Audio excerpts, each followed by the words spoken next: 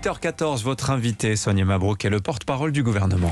Bienvenue sur Europe 1 et bonjour Gabriel Attal. Bonjour. Nous allons parler dans quelques instants de l'information Europe 1 sur l'octroi des visas aux pays du Maghreb. Mais tout d'abord, les prix du gaz flambent, la facture va encore s'envoler. Est-ce que vous prévoyez de nouveaux gestes supplémentaires pour aider ces Français qui vont devoir se serrer la ceinture ?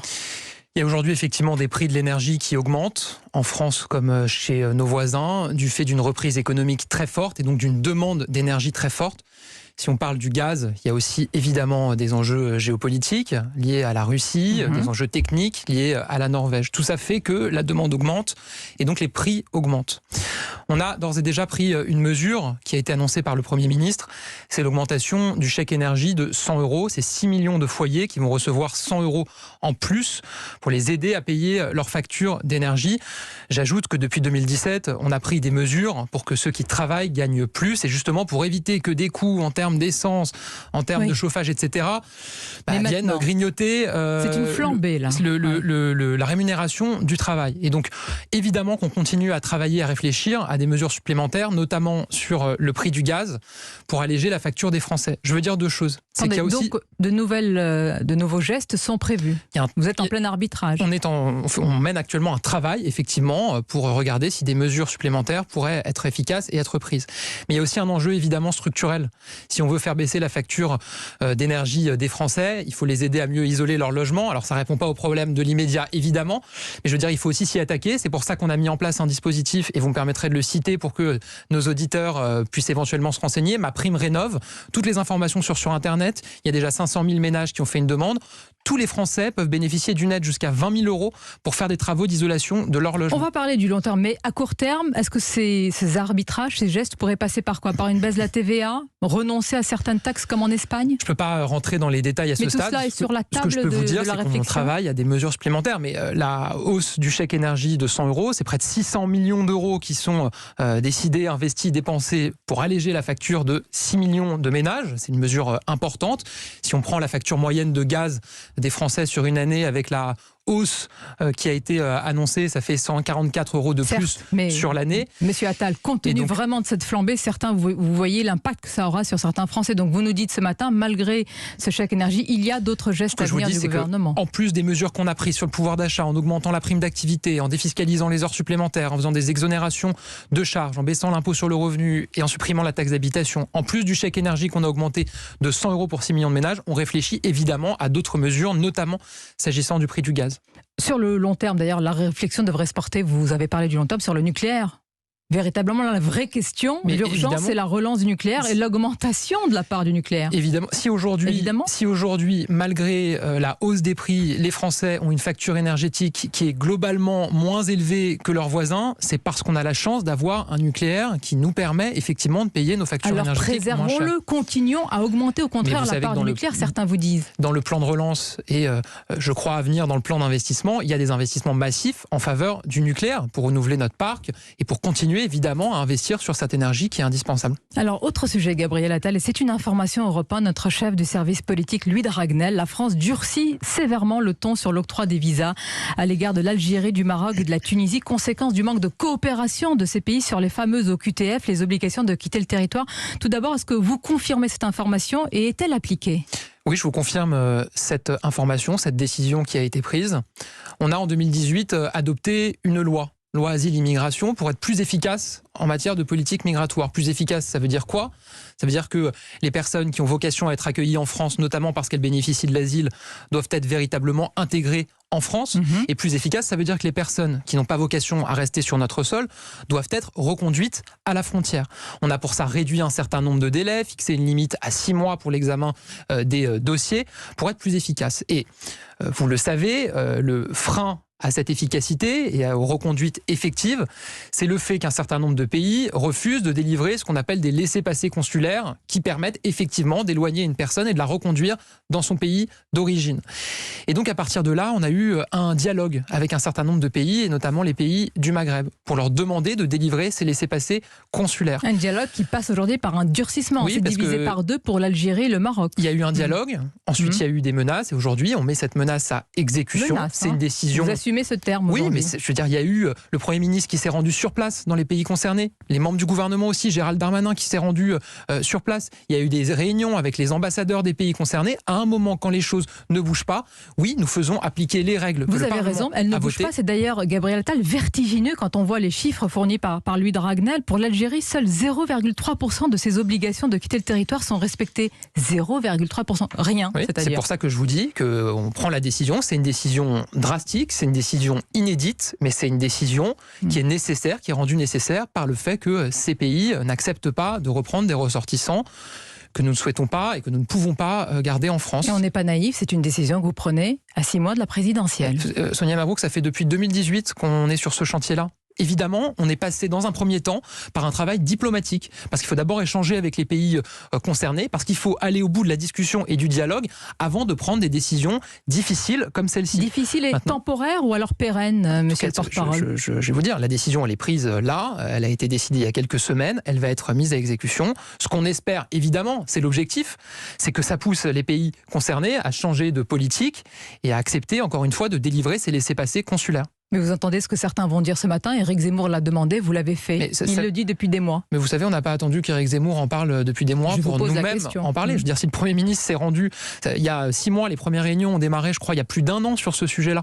Et quand vous m'avez invité sur vos plateaux depuis des mois, voire il y a plus d'1 an, j'exprimais déjà le fait que cette possibilité était là et qu'on pouvait prendre cette mesure. Mais c'est vrai que dans un premier temps, on a décidé de passer, et je pense que les Français peuvent l'entendre, par un dialogue, une discussion diplomatique. Voilà, les pays concernés sont restés sur leur position. Application de la menace. Et donc, on prend cette décision, déjà encore une fois, concrètement, là, qui est une décision inédite, drastique, qui est appliquée là. Le message a été passé à nos postes consulaires. Comment ils ont réagi, ces pays ? Écoutez, je ne veux pas moi parler pour eux, mais encore une fois, nous, ce qu'on souhaiterait, c'est que la réaction, ce soit davantage de coopération avec la France pour qu'on puisse faire appliquer nos règles migratoires. Éric Zemmour, Gabriel Attal a été insulté, menacé de mort en pleine rue hier. Sur le Coran de la Mecque, je vais te fumer, lui a lancé un individu. Est-ce que vous apportez ce matin votre soutien à Éric Zemmour ? Moi, je condamne par principe, évidemment, toute forme d'injure, toute forme de menace, en politique comme ailleurs, d'ailleurs. Et évidemment, on ne peut pas accepter qu'un responsable politique ou qu'une personne dans notre pays soit injuriée, soit menacée. Et donc, évidemment, moi, je condamne toute forme de menace et d'injure. Pour Christian Jacob, Éric Zemmour n'est pas raciste. Est-ce que c'est votre avis ? Mais Sonia Mabrouk, vous connaissez la réponse à cette question ? Non. Et tous les Français connaissent la réponse à cette question ? Non. Ça me semble à ce qu'on appelle une question rhétorique, puisque la justice s'est prononcée. Parce qu'Éric Zemmour a été condamné pour provocation à la haine raciale, pour provocation à la discrimination religieuse. Il a été condamné par 2 fois, je crois en 2011, en 2018, parce qu'une chaîne sur laquelle il officiait a été condamnée à une amende par le CSA, encore cette année, pour des propos qu'il a tenus qui appelaient à la haine. Mais vous me répondez sur le plan judiciaire, mais j'aimerais avoir votre avis personnel, Gabriel Attal, sur le plan des idées, sur le plan intellectuel et politique. Considérez-vous qu'Éric Zemmour soit raciste et xénophobe ? La réponse est oui, encore une fois, parce que la justice s'est prononcée sur ce point. Mais vous ne croyez pas que ces accusations de racisme lancées à répétition exaspèrent une partie, je dis bien une partie des Français qui se sentent, que vous le vouliez ou non, étrangers chez eux ? Mais Sonia Mabrouk, encore une fois, ce n'est pas des accusations, je veux dire, c'est des faits. La justice s'est prononcée à plusieurs reprises. Mais l'opinion de Gabriel Attal, c'est de dire que Éric Zemmour est raciste ? Mon opinion est de dire que quand la justice se prononce et condamne quelqu'un pour provocation à la haine raciale, pour provocation à la haine religieuse envers, en l'occurrence, les musulmans, que quand une chaîne de télévision reçoit une amende de plusieurs centaines de milliers d'euros de la part du CSA pour des propos qui ont été tenus, qui appellent à la haine, je veux dire, la réponse, elle est dans ces décisions. C'est pour ça que vous avez toujours refusé de débattre avec lui ? Bon, j'ai pas de refus par principe. Vous accepteriez de débattre avec lui alors ? Moi, je vais vous dire, il y a un moment, moi, je suis pas là pour faire la communication sur le livre de Éric Zemmour. S'il est candidat à l'élection présidentielle et que en débat m'est proposé, moi, j'ai aucun problème à y aller. Maintenant, tout comme vos collègues du gouvernement, c'est assez impressionnant la liste. Amélie de Montchalin, Clément Beaune, Agnès Pannier-Runacher, Jean-Baptiste Djebbari, Marlène Schiappa, Alain Griset, Emmanuel Vargon. Pour un raciste, il se bouscule pour ça montre bien débattre avec lui. Un gouvernement qui est prêt à débattre et quand des débats sont proposés, qui répond présent. Et vous pensez que c'est la bonne attitude à avoir face à lui, que c'est comme ça que vous pensez le faire reculer dans les sondages ? Moi, je pense que c'est toujours important de débattre en démocratie. Même si c'est face à quelqu'un avec qui on est en désaccord radical, peut-être même surtout, il faut débattre projet contre projet. Encore faut-il avoir un projet. Voilà. Vous pensez qu'il n'en a pas ?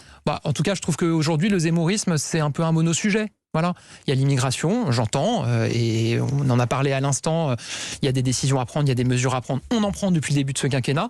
Il y a aussi évidemment d'autres sujets dans la vie quotidienne des Français. Le zémorisme est un monosujet et il vous dirait, je ne suis pas évidemment, mais je vous traduis ce qu'il dit souvent, que le macronisme c'est du vide.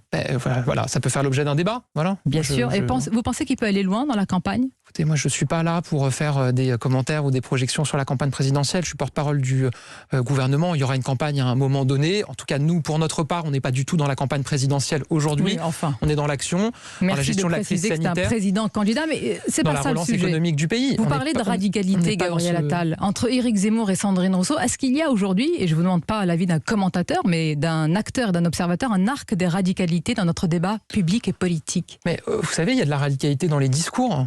On le voit. Finalement, moi, ce qui me frappe aujourd'hui, c'est qu'il y a, je crois, 32 candidats à l'élection présidentielle qui ont été déclarés aujourd'hui. Et que finalement, pour se démarquer, pour faire parler de soi, on a l'impression que tous ces candidats suivent un mantra, c'est « faites du bruit ». Voilà, faites du bruit avec des propositions tapageuses, sans expliquer comment on va les financer, avec des mots parfois très forts, très vifs. Mais vous savez, moi, j'ai pas de problème avec la radicalité dans les actes. D'ailleurs, nous, on a une radicalité dans nos actes. C'est ça aussi le macronisme. Vous revendiquez une radicalité. Bien sûr. Si le macronisme était une radicalité... Ben oui, mais je le revendique, vous savez. Ce sera peut-être ça le slogan. Parce que sur un certain nombre de sujets, on va plus loin. On est plus radicaux que la gauche ne l'a été. Que la gauche, oui, j'imagine. Oui, ou que la droite ne l'a été aussi. Un exemple. On parlait de l'immigration tout à l'heure. Est-ce que la droite, pour répondre à ce problème des laissez-passer consulaires, qui n'est pas nouveau, est-ce qu'elle a pris ces décisions-là quand elle était aux responsabilités sur les visas ? La réponse est non. Est-ce qu'elle a pris des mesures telles que celles qu'on a votées dans la loi Asile-Immigration ? La réponse est non. Est-ce qu'elle a été aussi radicale sur le réinvestissement dans nos forces de sécurité, dans nos forces de police, dans la création de postes, dans l'augmentation des budgets ? La réponse est non. Et sur la gauche, est-ce qu'elle a été aussi radicale sur le soutien à l'hôpital public que ce qu'on fait avec le Ségur de la Santé, 9 milliards d'euros pour revaloriser les salaires de toutes celles et de tous ceux... C'est savoureux quand même, c'est plus radical que moi tu meurs dans cette campagne. Non, mais vous savez, moi j'ai toujours tenu ce discours-là. On va plus loin que ne l'a été la gauche sur certains sujets et plus loin que ne l'a été la droite sur certains sujets. Et ça, on l'assume. On préfère la radicalité des actes à la réalité des discours. Et surtout, on préfère que ça soit au service des Français et pas au service d'une image médiatique dans le cadre d'une campagne où il faut faire du bruit.